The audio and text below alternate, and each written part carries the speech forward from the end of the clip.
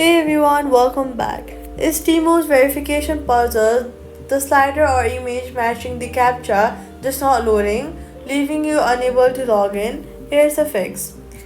First, the verification puzzle in Temu is loaded from a third-party security service and it fails when that service can't reach your device properly, usually because of a slow or restricted connection.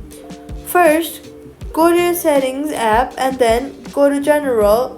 Once you go to general, scroll down to VPN and device management and confirm no VPN is active.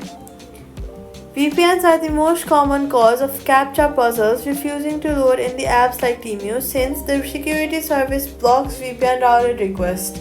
Turn on any VPN fully and turn it off, not just pause it. After turning off VPN, go to your settings again, then turn airplane mode on for about 15 seconds and then turn it back off to reset your network. Force close Temu by swiping it away from your home screen and try logging in fresh again. If the puzzle still won't load on Wi-Fi, go to settings and switch to mobile data temporarily before trying again.